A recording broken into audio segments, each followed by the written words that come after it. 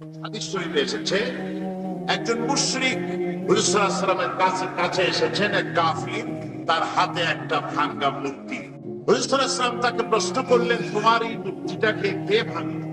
লোকটি বলল যে, হে আল্লাহর রাসূল, এই মূর্তিটি হচ্ছে আমার খোদা। আমি এটাকে সবসময় বিপদ মুক্ত থাকার জন্য এটাকে আমার সাথে রাখি।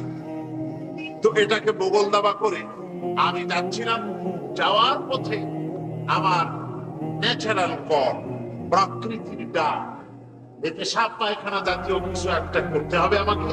তা আমি সেদিকে যাচ্ছি, মনে করলাম যে এই খোদাকে সাথে রেখে এই কাম করা ঠিক না। তাকে আমি রাস্তার পাশে দাঁড় করিয়ে আমি ওই প্রকৃতির ডাকে সাড়া দিতে গেলাম। আমি ফিরে এসে দেখি যে আমি যেটাকে দাঁড় করে রেখেছিলাম, যেটা আমার মাবুদ, ওইটা মাথা থেকে শুরু করে পা পর্যন্ত ভিজা। তা আমি মনে মনে ভাবলাম, নিশ্চয়ই কোনো পবিত্র পানি হবে, নইলে মাবুদের মাথা থেকে পা পর্যন্ত এত পানি আর কিসের পানি হতে পারে। এরপরে আমি মনে করলাম পবিত্র পানিটা আমি একটু চেটে চুটে খেয়ে ফেলি। যখন আমি একে মুখ দিয়েছি তখন আমি টের পেলাম যে এটা থেকে গন্ধ আসছে আর কেমন জিহ্বায় টক টক মতো লাগে। তো ভাবলাম, পানি যদি পবিত্রই হবে তো গন্ধই বা আসবে কেন, আর এই ধরনের টক টকটা লাগবে কেন? আমি চিন্তা করলাম জিনিসটা, এদিক ওদিক তাকিয়ে দেখি দূরে একটা কুকুর দাঁড়িয়ে আছে আর তার নিচের থেকে পানি ফোঁটা ফোঁটা পড়ছে। আমি তখন বুঝলাম যেটা কি বরকতের পানি।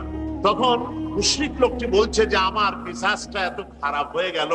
আমি বললাম, তোরে আমি খোদা ডাকি, তুই কি খোদা না হুদা? তুই তো কিছুই না। কুত্তার পেশাব থেকে তোর নিজের শরীরকে তুই বাঁচাতে পারিস না, তো আমারই বিপদ থেকে রক্ষা করবি কি করে? এই কথা বলে ঠ্যাং ধরে এক আছাড় মারলাম। ভাগ্যা গেল নিজের ঠেকাইতে পর্যন্ত পারল। হুজুর সাল্লাল্লাহু আলাইহি ওয়াসাল্লাম এটা শুনে হেসে দিয়েছিলেন এবং এই হাসিতে হুজুর সাল্লাল্লাহু আলাইহি ওয়াসাল্লামের দাঁত মোবারক দেখা গিয়েছিল।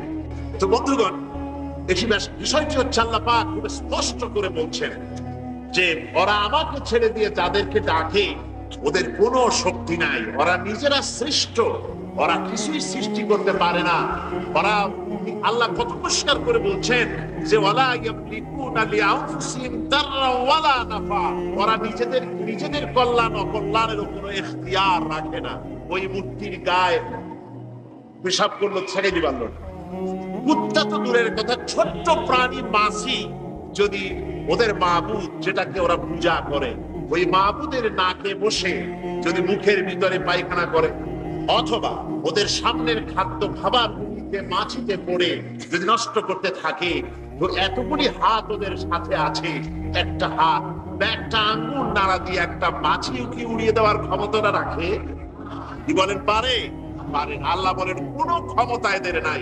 তোমরা খামোখাই রোগ মুক্তির জন্য, রুজি রোজগার বৃদ্ধির জন্য, চাকরির প্রমোশনের জন্য, সন্তান লাভের জন্য এসব কৃত্রিম মাবুদ তোমরা বানিয়ে নিয়েছো।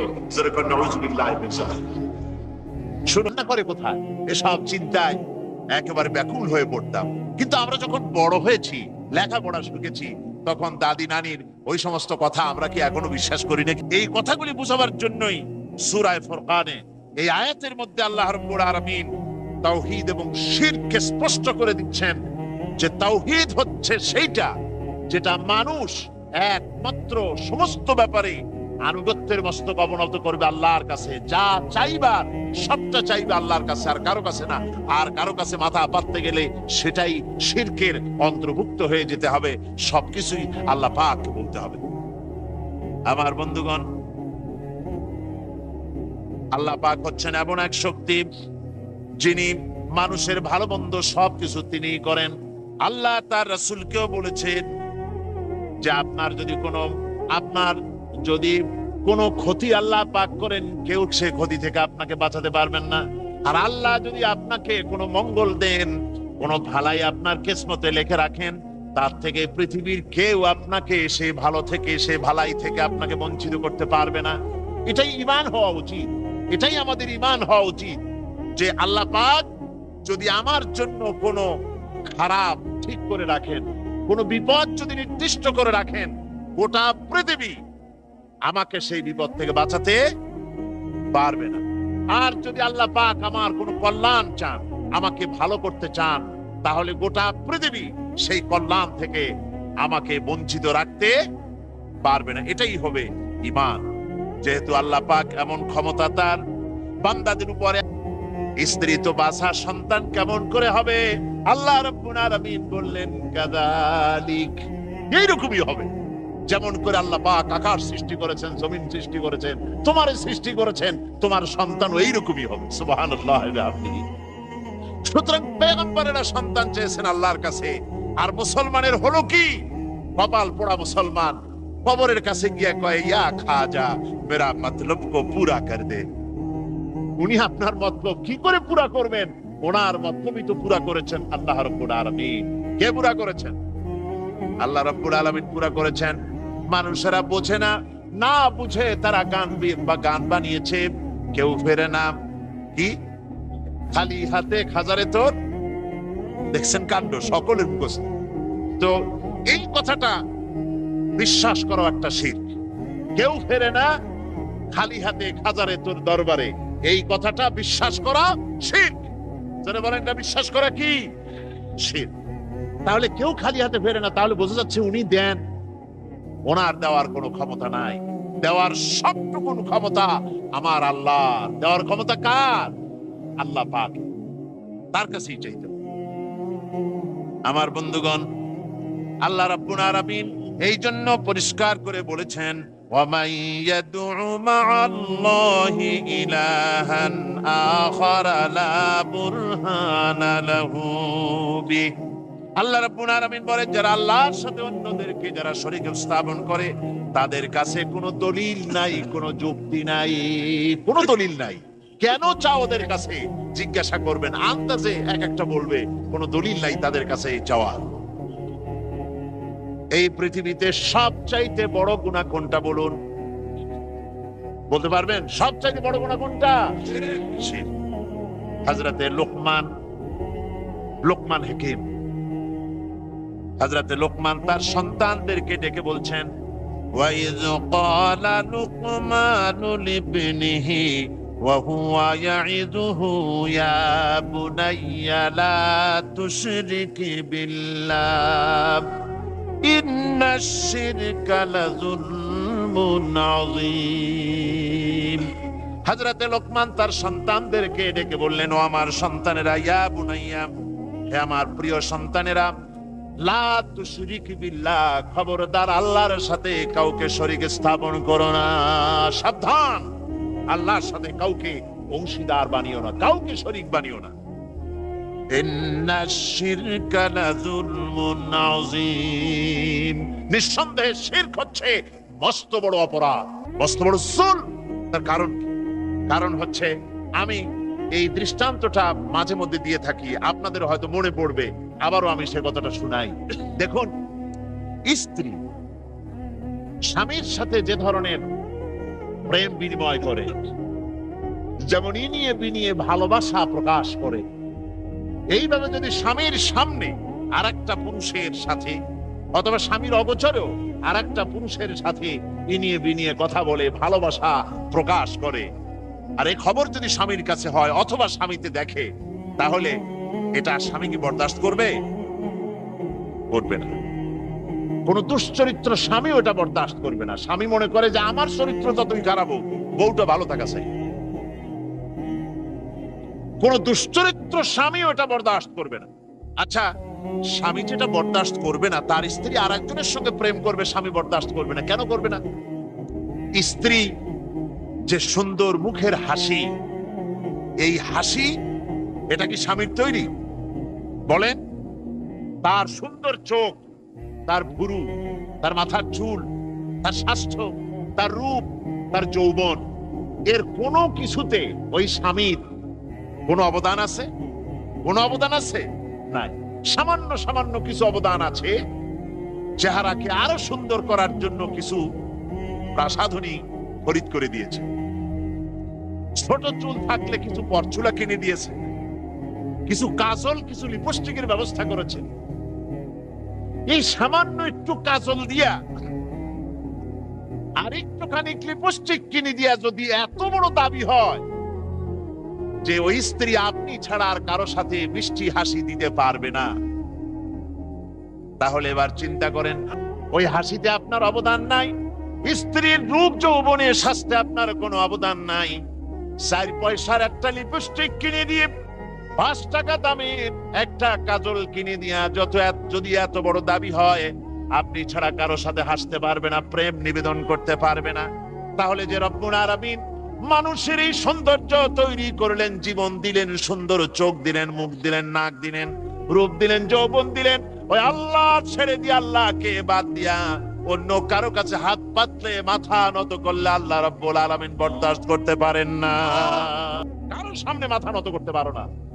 অনেক মানুষ আছে বুজুর্গ লোক পেলে সিজদা করে, যেরকম নাউজুবিল্লাহ, হারাম। এই জন্য কদমবুসি থেকেও সতর্ক হওয়া উচিত। কদমবুসি করতে গিয়ে যারা জানে না, মাথাটা নিচু করে ফেলে, যার কদমবুসি করতেছেন তিনি যদি ওই মাথা নিচু হয় রাজি থাকেন, তাহলে যে করলো সেও কাফের হলো, যারে করলো সেও কাফের হলো, যেরকম নাউজুবিল্লাহ। এই জন্য সতর্ক থাকা উচিত কদমবুসির ব্যাপারেও। সেজদা একমাত্র আল্লাহকে, আর কাউকে সেজদা করা যাবে না।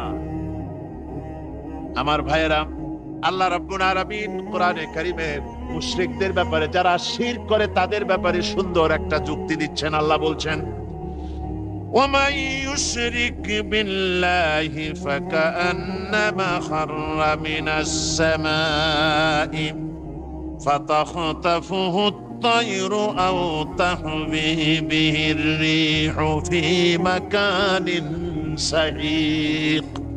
আল্লাহ রাব্বুল আলামিন বলেন, যে কেউ আল্লাহর সাথে যদি কেউ শরীক করে, তাহলে তার দৃষ্টান্ত হলো সে যেন আকাশ থেকে পড়ে গেল।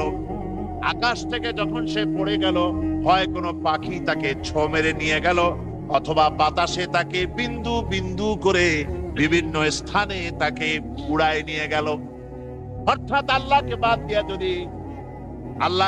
দিয়ে যদি অন্য কাউকে ডাকা হয়, আল্লাহর সাথে যদি কাউকে শরীক করা হয়, তাহলে আকাশ থেকে পড়ে যাওয়ার শামিল, পাখি তাকে ছো মেরে নিয়ে যাবে, অথবা সে বিন্দু বিন্দু টুকরা টুকরা হয়ে বাতাসে তাকে উড়িয়ে নিয়ে যেখানে সেখানে ফেলে দেবে, তার কোনো অস্তিত্ব থাকবে না।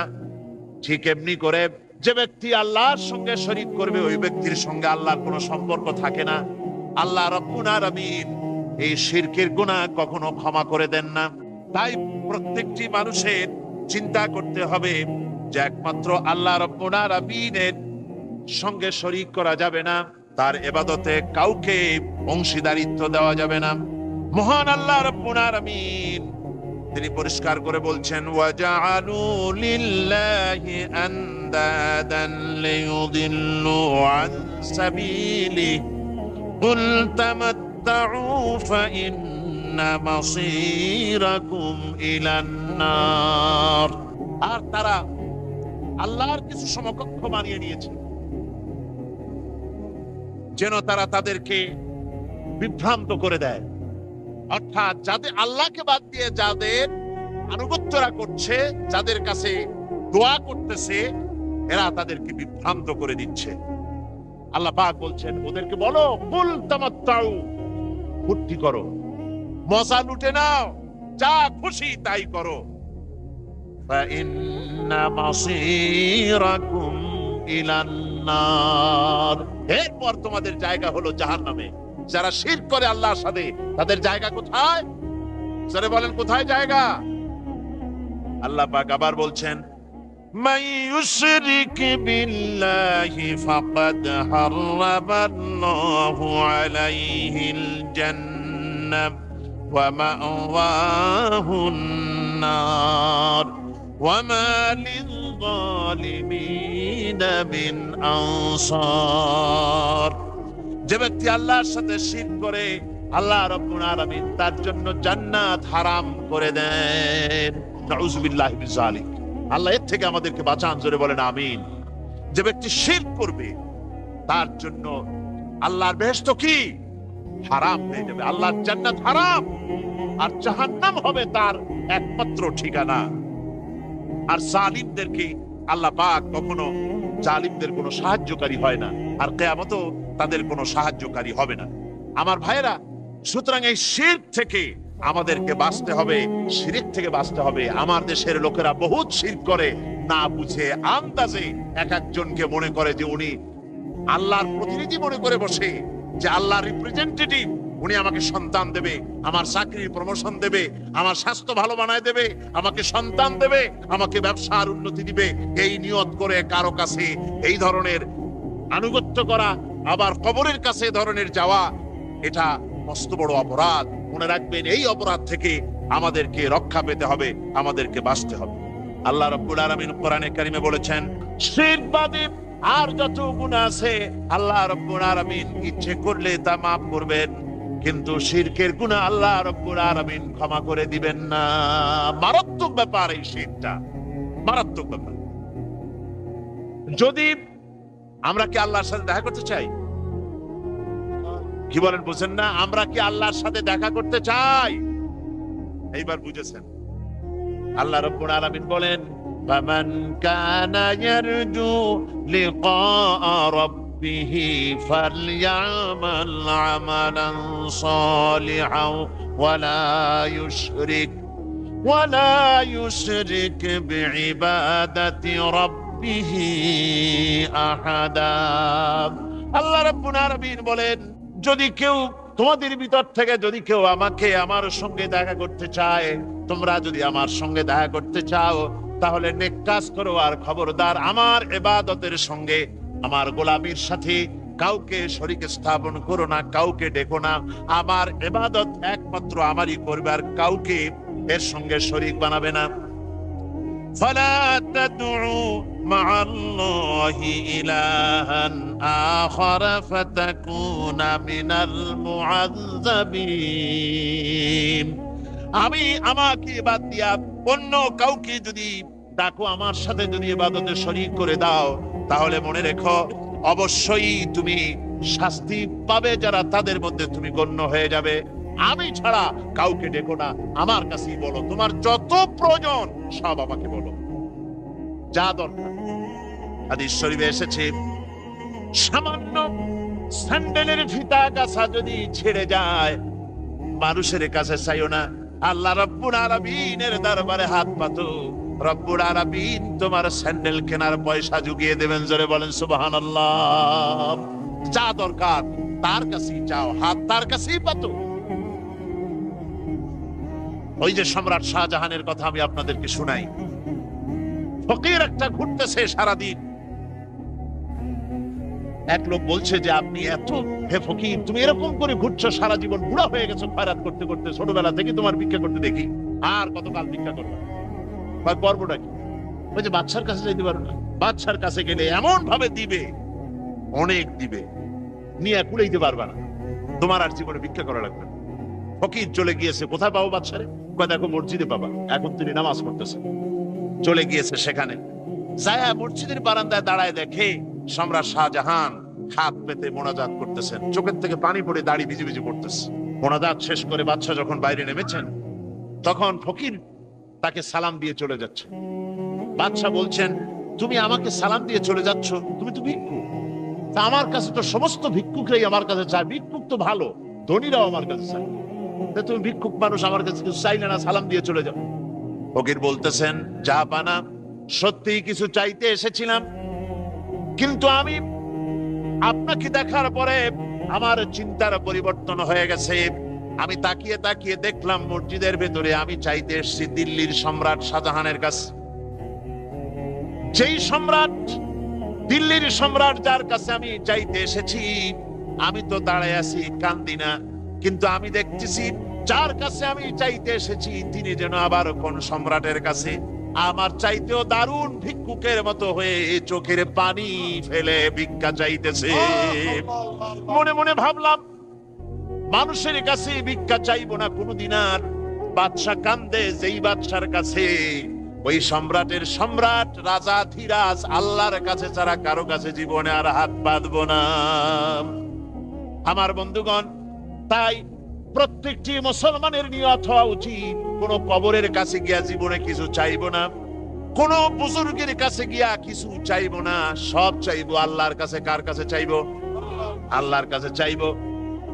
বুজুর্গের কাছে দোয়া চাইতে পারি, বলবো হুজুর আমার জন্য দোয়া করেন, আমি যেন আল্লাহর গোলাম হইতে পারি, এই দোয়া।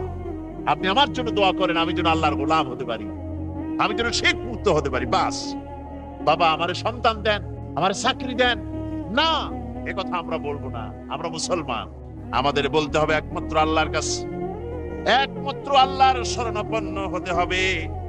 তিনি ছাড়া আর কাউকে ডাকা যাবে না।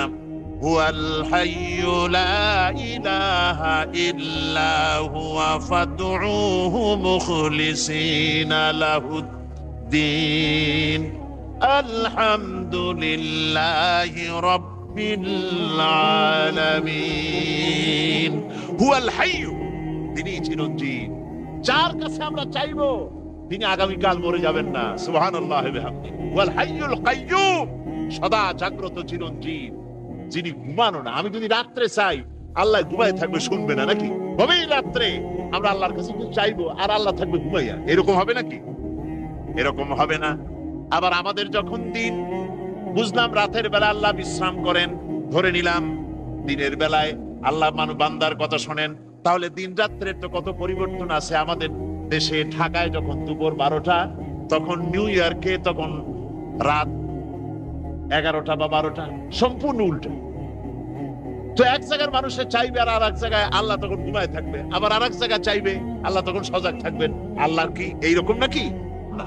মহান আল্লাহ রাব্বুল আলামিন বলেছেন, শোনো, লা তাখুযুহু সিনাতুন ওয়ালা নাওম, নিদ্রা তন্দ্রা আল্লাহকে স্পর্শ করে না। সুবহানাল্লাহ। তিনি সব সময় জেগে আছেন, তিনি সদা জাগ্রত, তিনি চিরঞ্জীব, তিনি বান্দার দিকে তাকিয়ে আছেন। আমার কাছে বলো, আমার কাছে চাও। আল্লাহ বলতেছেন হুয়াল হাইয়্যু, তিনি চিরঞ্জীব, লা ইলাহা, তিনি ছাড়া কোনো ইলাহ নাই, লা ইলাহা ইল্লা হুয়া, তিনি ছাড়া কোনো ইলাহ নাই, তিনি ছাড়া কোনো মাবুদ নাই। ফাদউহু মুখলিসিনা লাহুদ্দিন, একাগ্রভাবে বিনীতভাবে কেবলমাত্র তাকেই ডাকো। আর বলো, পড়েন সবাই, আলহামদুলিল্লাহি রাব্বিল আলামিন, সমস্ত প্রশংসা আমার ওই রবের, যিনি তামাম জাহানের পালনেওয়ালা। বিপদে আপদে, যত বড় বিপদে পড়েন, যত বড় মুসিবতে পড়েন, ও কোরআনের পাগল মুসলমানেরা, ঈমান ঠিক করে নাও, ঈমানকে মজবুত করে নাও, আকীদা ঠিক করে নাও। বিপদে পড়ো, মুসিবতে পড়ো, কোন মাজারে না গিয়া, কোন কবরস্থানে না গিয়া, মসজিদের মধ্যে ঢোকো, অথবা নিজের ঘরের মধ্যে উজু করে নিয়ে তারপরে কান্দো। আল্লাহ বলেন আমার কাছে কান্দো। কিভাবে কানবা? উদউ রাব্বাকুম তাদাররুআন ওয়া খুফিয়া ইন্নাহু লা ইউহিব্বুল মু'তাদিন। আল্লাহ পাক বলছেন উদউ রাব্বাকুম, তোমার রবকে ডাকো, তাদাররুআন ওয়া খুফিয়াতান, বিনীত ভাবে, কাঁদো কাঁদো ভাবে, চুপে চুপে আমারে ডাকো। আল্লাহ কয় কান্দো আর আমারে কহ, চুপে চুপে ডাকো, কেঁদে কেঁদে বলো। হাদিস শরীফে এসেছে আল্লাহ রাব্বুল আলামিনের কাছে তার বান্দার দুইটা ফোঁটা বেশি প্রিয়। জিহাদের ময়দানে শরীর থেকে মুজাহিদের যে রক্ত ফোঁটা পড়ে আল্লাহর কাছে তার অত্যন্ত প্রিয়। আর গভীর রাত্রে মানুষ যখন কান্দে, চোখের পানি যখন ফেলে দেয় আল্লাহর ভয়তে, ওই চোখের পানি ফোঁটা আল্লাহর কাছে প্রিয়। আল্লাহর হাবিব বলেছেন, বান্দা যখন আল্লাহর ভয়তে, আল্লাহর জাহান্নামের ভয়তে, আল্লাহর রহমত পাওয়ার আশায় যখন কান্দে, রাসূলুল্লাহ বলেছেন চোখের পানি যখন নাকের অর্ধেক এসে যায়, আল্লাহ রাব্বুল আলামিন বান্দারে মাফ করে দেন। আমার কাছে বল, আমার কাছে চা। আল্লাহ বলেন আমি দূরে থাকি না, মাইকে চিৎকার মেরে আমারে ডাকা লাগে না। জোরে ডাকলে শুনি, আস্তে ডাকলে শুনি, মনে মনে ডাকলেও আমি শুনি। সুবহানাল্লাহ। উদুরুনি আস্তাজিব লাকুম, বান্দারে আমারে ডাক, আমি ডাকের জবাব দেব। জোরে কোন সুবহানাল্লাহ।